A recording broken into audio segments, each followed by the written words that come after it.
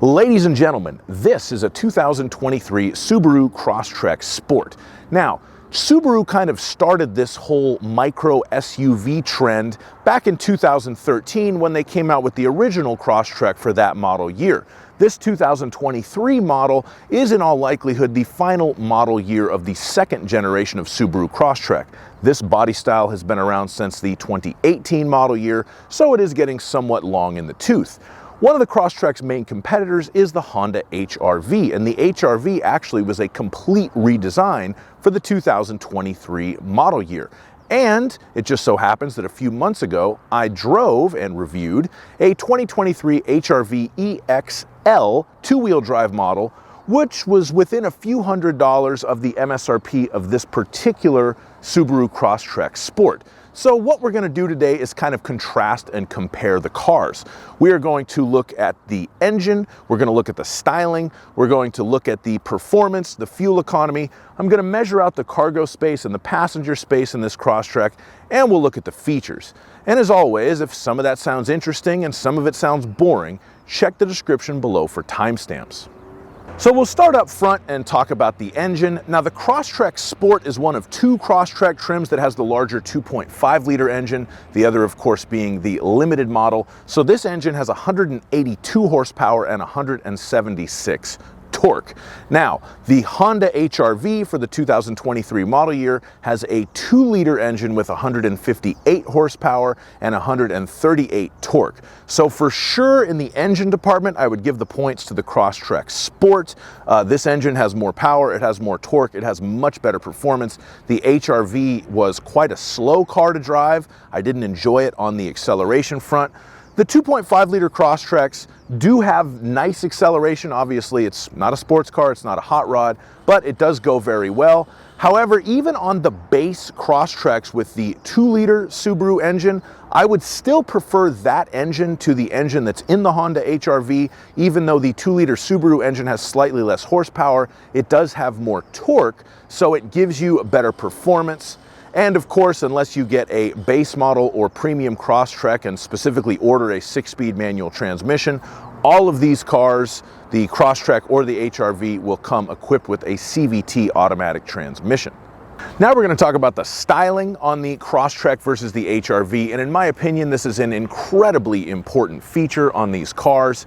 I was a Subaru salesperson for many years, and I've probably sold 150 Crosstreks, maybe more than that in my lifetime. And if I sold 150 of them, 140 of them were to women. That was just kind of the breakdown. It was a very popular car with the ladies. They all seemed to love the way that it looked, and I would always hear the same thing. It looks so sporty. It looks so sporty. Now, beauty is in the eye of the beholder, and I suppose sportiness is too, because personally, I just didn't see it. I don't think the Crosstrek is a bad-looking car, but to me, it doesn't really look sporty because it doesn't really look fast, and it really just looks like a Subaru Impreza on stilts because that's what it is. It's got a raised heavy-duty suspension, different bumpers, different wheels, and then you have the black body cladding. But it does make the car look a little bit more butch and tough. As far as the Honda HR-V is concerned, that is a newer design, and I personally think I like the look of that one a little bit better. It looks a little bit smoother, a little bit nicer. I like the LED headlights in the front. So for me personally, I think the HR-V is a slightly nicer looking car. I don't think the Crosstrek's a bad looking car, but I would give the points in the styling department to the Honda.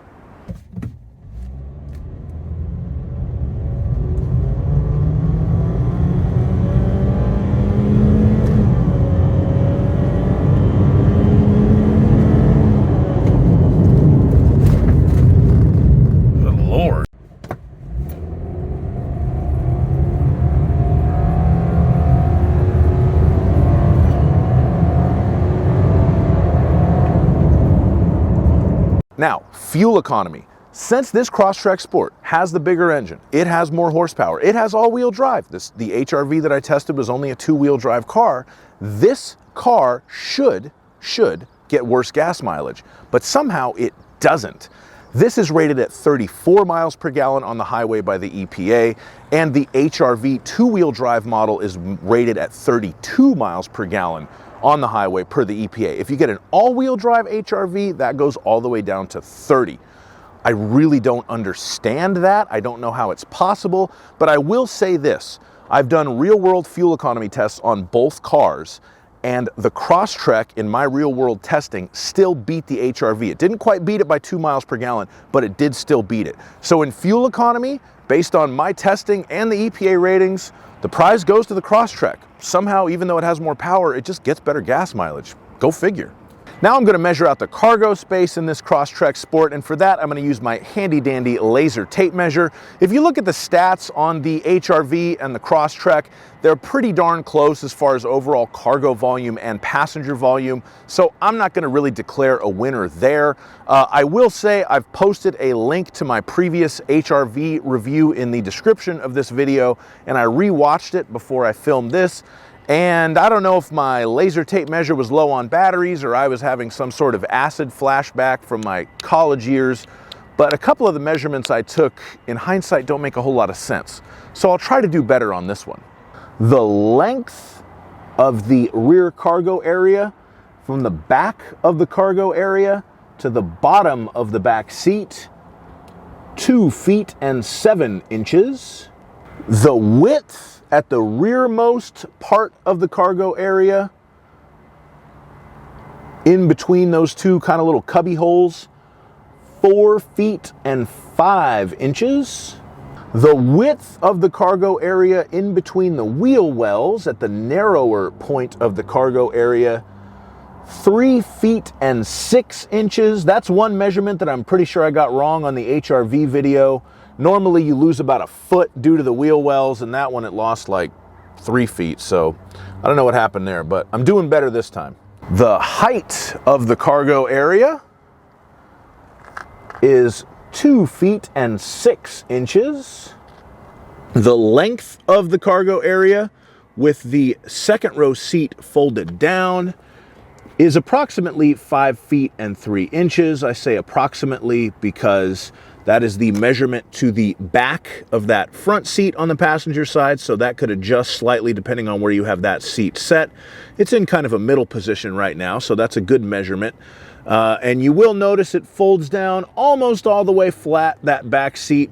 It is possible to unhook that center seat belt and also remove this cargo thing. I just didn't do it for the measurements.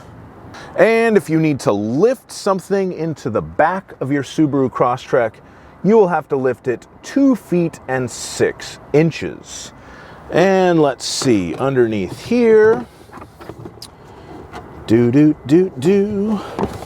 we have a spare tire and some tools. It is a space saver spare. So in the Subaru, it's full diameter, so it's all the way around like a normal tire, but it's not full width. So it is meant for temporary use, but they do give you a spare tire in all of the new Subaru Crosstrek models, at least for 2023. Now we'll have a look at the passenger space in the Crosstrek Sport, and for this measurement I like to use myself. I'm 6'5", so let's see if I can sit behind myself in a 2023 Crosstrek.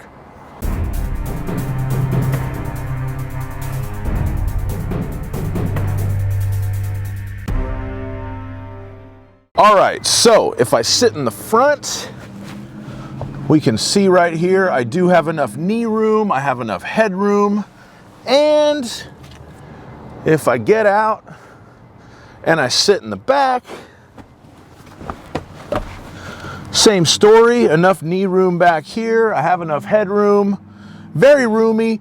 I also had enough room in the 2023 HRV. That's the room behind me in my natural driving position, just to give you an idea, because I did the same thing on that video. But anyways, pretty good room in the old Crosstrek Sport. So I call that a tie between the cargo room and the passenger room for the HRV and the Crosstrek Sport.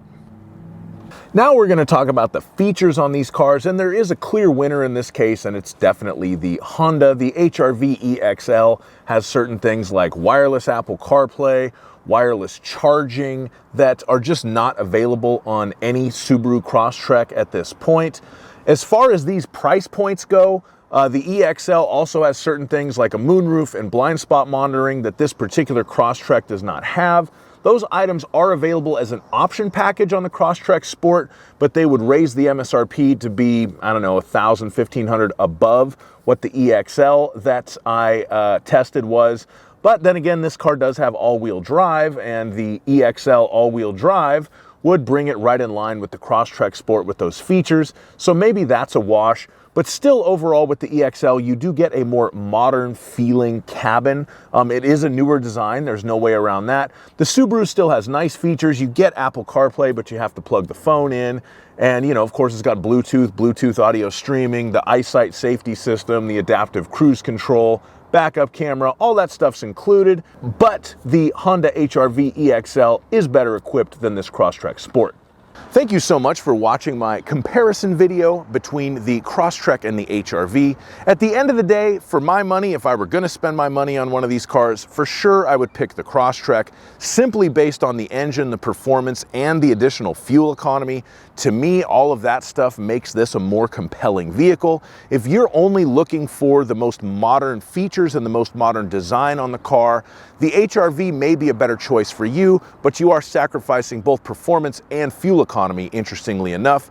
So those are kind of the breaks, but I would choose the Crosstrek, and that's my opinion. Thank you so much for watching my video. Please like the video, subscribe to the channel, leave me a comment, tell me how great I am, and have a wonderful day. Bye-bye.